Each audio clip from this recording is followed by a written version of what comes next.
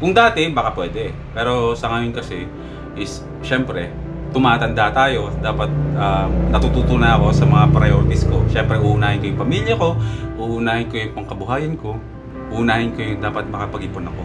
Hindi para sa akin, kundi sa pamilya ko. Sabi ko nga, iba ang gusto ko lang kaysa sa kailangan ko. Kaya sino ba naman ang ayaw magkaroon ng big bike? Ako na lang ang walang big bike sa amin.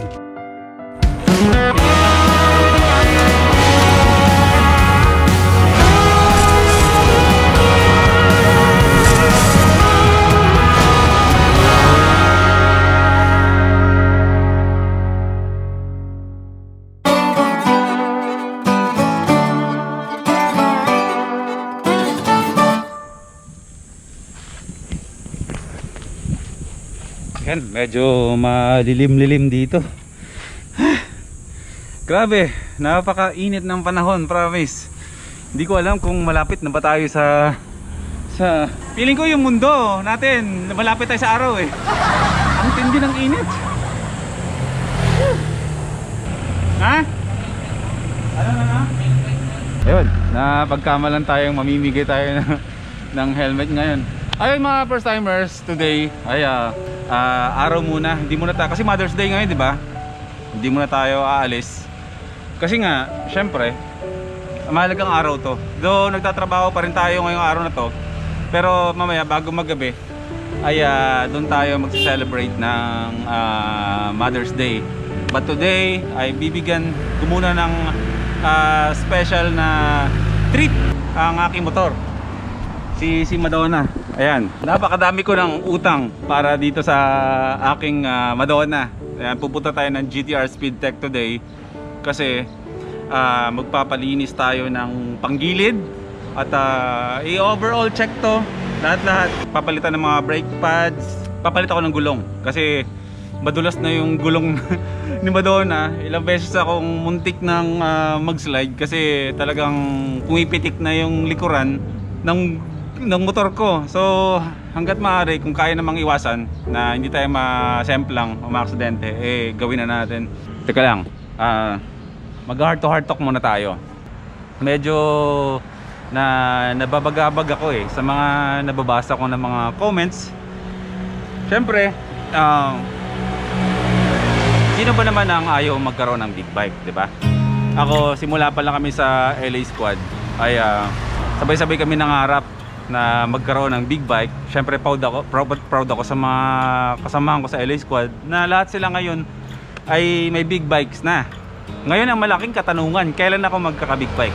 Pero mamaya ko yung sasagutin sa dulo ng vlog na to. Sa ngayon muna ay ihahatid ko muna si Madonna sa GTR Speedtech. Iiwan ko doon. Pero bago yun ay testing muna tayo ng bagong Aerox na 2021 ni Doc Gaddy. Bumili si Doc Gaddy ng bagong Aerox ano ako sa itsura ng bagong Aerox ngayon eh. Pero syempre maganda, may experience ko muna. Mahigit 1 taon na rin tong si Madonna ko. Tignan nyo yung ano ko, yung Odo ko. Sa loob ng 1 taon ang tinakbo na niya ay 52,979 kilometers. 1 taon pa lang yan ha. Diyos ko Lord, grabe no. Ganon kami kagala nung motor na to. Ganon ang banding namin dalawa.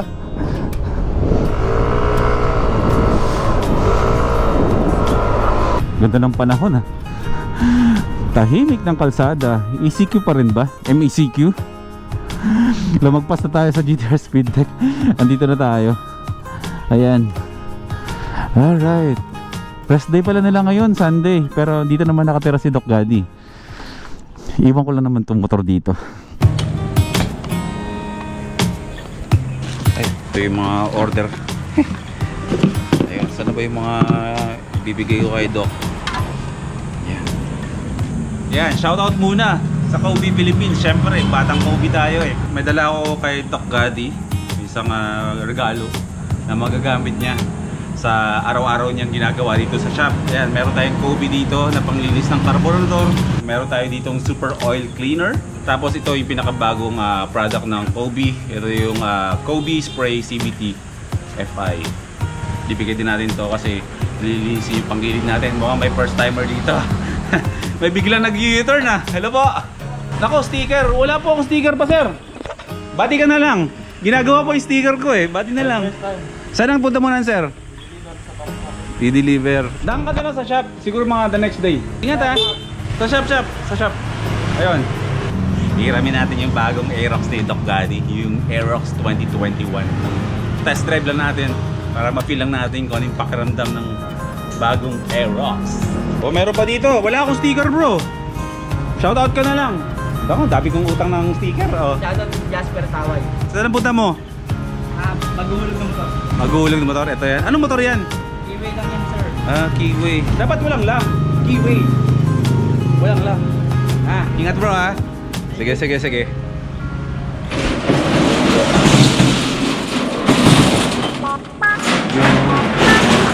Wow. The all new Aerox 2021. Doc, pa-test drive ba? Tutulog ka ba? Hindi. Doc Gaddy oh. Pero rest day ba ngayon? Sunday? Tama lang po. Pagka nagbubukas talaga Pagka mayroong gusto lang ganyan. Pero Sunday rest day talaga. Pero iwan ko lang kahit balitaan mo na lang kung kailan. Paano ko lang, Doc? Di ba palit gulong, dumudulas na ako. Tapos, may brake pads ka dyan? Meron. Balitan na lang din natin.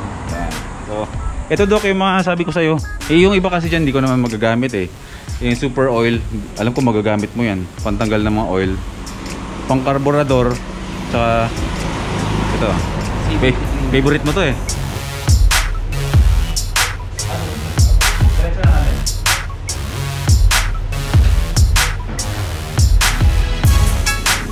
Nangingilang kasi ako eh. Makulit na bata eh.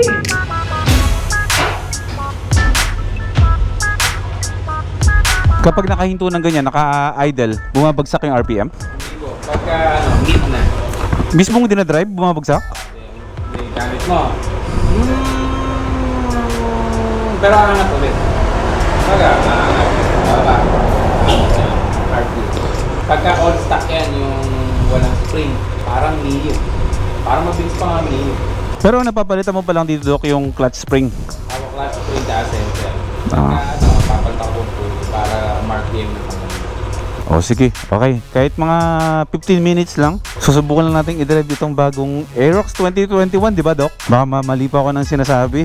Naging social yung gumanda. Alam ko, nai-connect sa cellphone to eh. Doc, balik ako ha. Saglit lang. Parang ano siya eh, no? Parang, panibago. Parang hindi Aerox yung dala ko eh. Sige nga, subukan natin. Sobrang smooth pa eh. Kasi nakastock pa to eh. Pero nabis ko yung ganitong pakiramdam na dinadrive yung Aerox ko. Ngayon kasi iba na kasi yung feel nung nung motor ko eh. Nung inuwi ko yung motor ko galing Quezon hanggang Valenzuela, hanggang Malolos, ganito yung pakiramdam. Pero ngayon hindi na, magaspang na yung tunog ng motor, yung pakiramdam ng motor ko. Kasi napalitan na ng panggilid. Tapos mga nakaraang buwan na-modify na ng GTR Speed Tech yun. Tapos binalik lang ulit sa stock kasi nga hindi nga ako marunong mag-manage ng modified yung makina. Hindi pala ako pwede sa mga kasi sabagay, puro lang ng mga talaga kasi adventure ginagawa ko nun. Anong pakiramdam nito? Same lang naman ang upo ko. Yung pakiramdam na sa Aerox version 1, naninibago lang talaga ako dito. Parang kung yung harap ng manibela nung version 1 is medyo matulis-tulis, ito parang ganun man nun. Mas naging malapit siya dun sa mga manibela ng mga Mio Sporty, di ba? Basta itong screen gumanda. Pero yung hugis niya is yung parang mga sporty, salty, di ba? Ito nag-iba na to. Nag-iba na yung mga itsura ng ganito. Ito, maganda to, lumapad-lapad. Kasi yung sa version 1, maliit lang yun eh. Di ba ang hilig ko maglagay ng bag dito? Motorcycle Connect. Okay.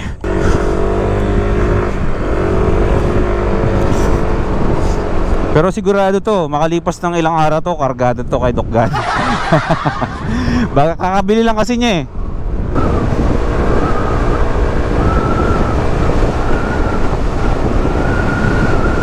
Suave. Okay, hindi na bago sa atin yung takbo ng stock na motor eh. Pag-usapan natin kung anong itsurang pinagkaiba nito. Doon ako na-excite eh. Okay, the all new Yamaha Aerox 2021 version 2. Ganda ng colorway. Nung may version 1 pa, yung mga ginagawa ng mga naka-version 1 dati, yung tulad nung sa akin pinapalitan ng kulay, nagko-customize ng kulay, bumibili ng mga aftermarket na mga kaha. Ngayon is nasa stock na nitong bagong Aerox, 'di ba? Akala mo aftermarket, 'di ba? Pero stock 'yan. Mga ganyan, pati yung mga mugs niya, ang ganda. Same lang dun sa version 1. Pati yung dito, same lang. Yung harap,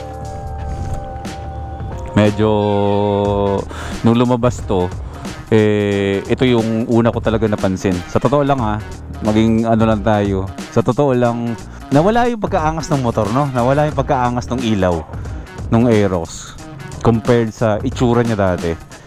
Marami nagsasabi, di ba, mukhang click.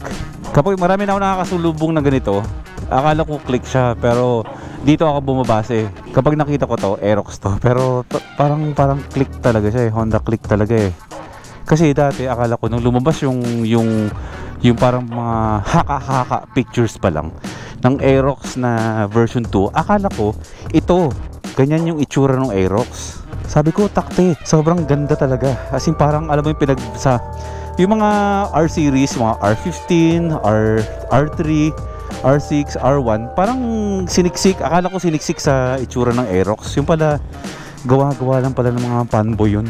Pogi siya, maganda siya, pero para sa akin, yung itsura ng headlights ng Aerox, mas pogi pa rin talaga yung una. Sana ganun yung ginawa nila, no? Mas in-enhance nila, mas tinaliman yung itsura ng ilaw. Ito kasi medyo tumaba pero syempre maganda to. Nag-e-evolve di ba? Meron na rin mga ganito. Nag-iba yung takip nung radiator, pati yung heat guard na tambucho, nag-iba. Pero same lang din. Ano pa ba nagbago? Ito, tail light. Yung lumabas dati na akala kong gustong-gusto. Akala ko yung nakaganon. Yung mga pang R series, may lumabas na ganun sabi ko, nung lumabas yun, sabi ko, hindi, napaka-pogi ng Aerox na lalabas. Tapos nung lumabas na, ito na, lumiit, no? Lumiit. Naging slick tignan yung kasi dati malaki pero mga matutulis-tulis. Ito nag-iba na rin. Parang pang NMAX na. Well, wala pa nga daw nagagalaw dito si Doc, maliban doon sa mga clutch spring pa lang. Pero soon ay kakargahan niya yan. Hindi pa naman mapakali yung si Doc Gaddy nang walang karga yung motor. Yung leather seat. Ang ganda na, may tahina. Ito. Naging X na siya. Dati kasi parang Z flaring ang tawag dito. Pero ngayon, parang na siya naka-X. Same taillight. Nag-iba lang konti din to. So far, ganun pa rin naman. Nawala lang talaga. Dito lang talaga ako. Nawala yung taba. Pero syempre, solid to. Maganda to. Ang kailangan naman natin dyan is yung pagtanggap na talagang nag-evolve na yung Aerox. Nung binalita sa akin ni Doc Gaddy na bumili siya ng bagong Aerox, hindi ko alam kung natutuwa siya o masaya siya o malungkot, kasi sabi niya, kuya, bumili ako ng bagong Aerox. Kaso ang tamlay. Yun agad yung bana sa akin. Sanay lang talaga siya sa malalakas na mga makina. Hari ng bore up to dito sa Bulacan Itong si Doc Gaddy. Ayan, sa mga gustong magpa bore up, lahat ng mga pagpapalakas ng motor nyo, yan, yung lalaking yan, magaling talaga yan. Harap likod, Doc, na ipapalitan sa akin. Ano to? V-rubber ba to? Ayun, by V-rubber Gico Star. Makapit to. So ayan, yan ipapalit sa atin, harap likod. So iwan muna natin dito sa Madonna.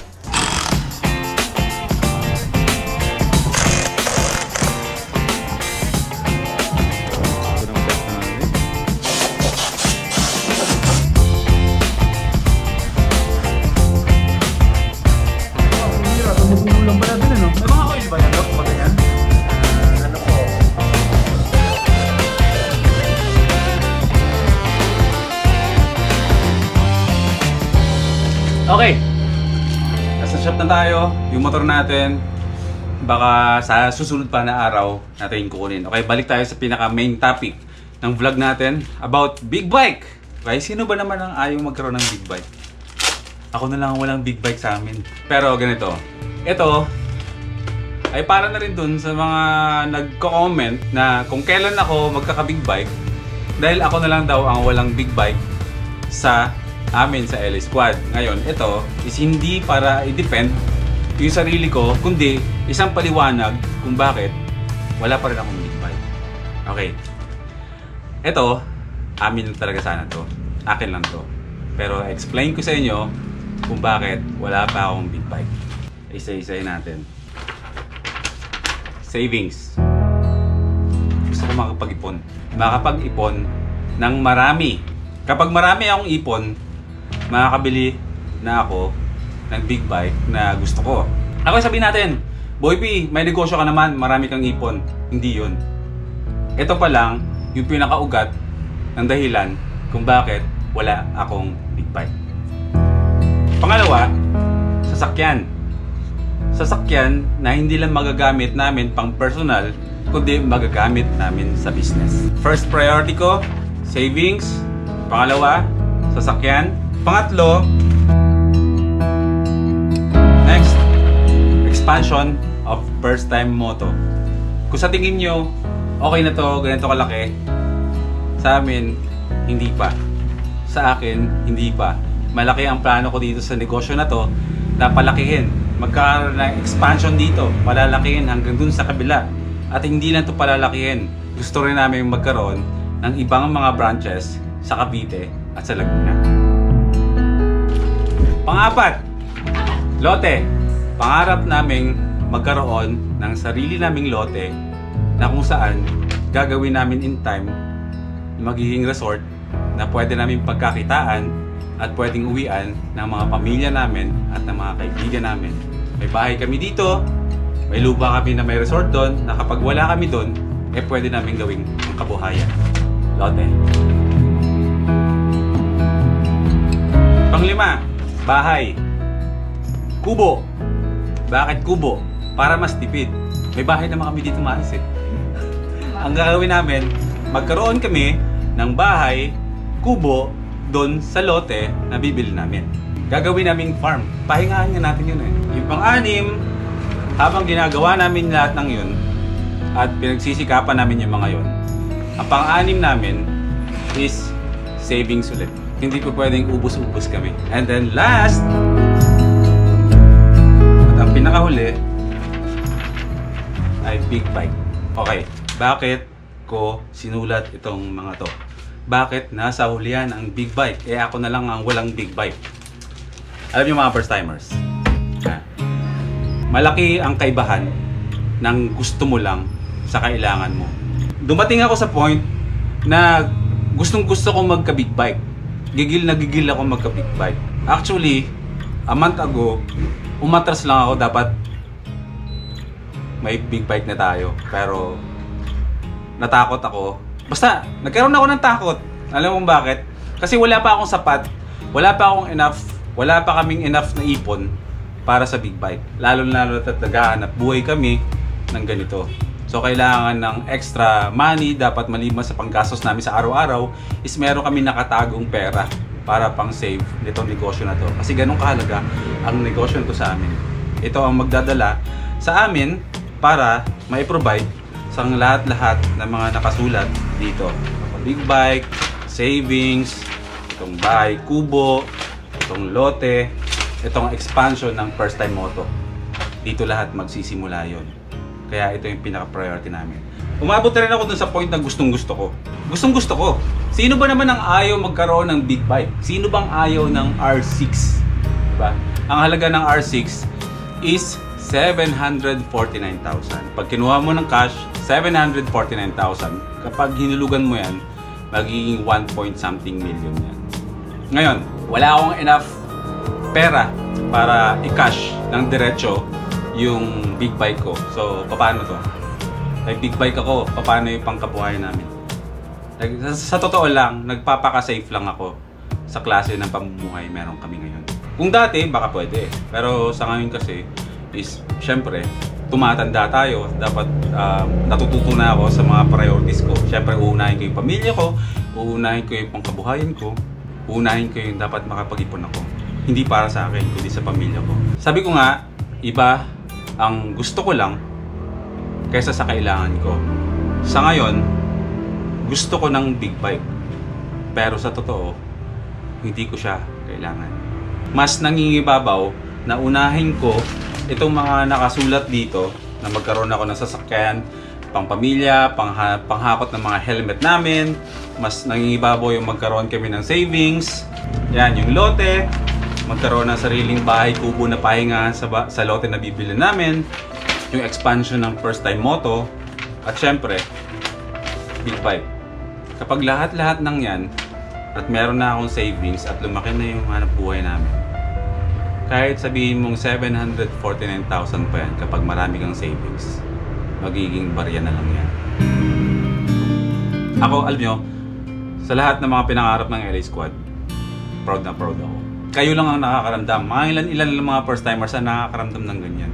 Never ako nakaramdam ng kahit anong sila may big bike na, ako wala, sa lahat sila ako na lang. Hindi. Kasi nagkaroon sila nun kasi yun ang first priority nila, kasi yun ang kailangan nila. Kailangan nila yung sa pagbablog nila. Kailangan nila yung sa hanap buhay nila. Kasi sila talaga is more on motovlogging talaga sila. Eh ako hindi. Kontento pa rin naman ako sa motor ko. Gusto ko rin naman ng big bike. Pero hindi pa ngayon. In time, magkakaroon din tayo ng big bike. Pero sa ngayon, mag-ipon muna tayo. Kumbaga, sabi nga, magsipag, mag-ipon, para yung mga mahal na mga bagay ay maging mura na lang. Bibili tayo ng big bike sa tamang panahon. Not now. Hindi sa ngayon.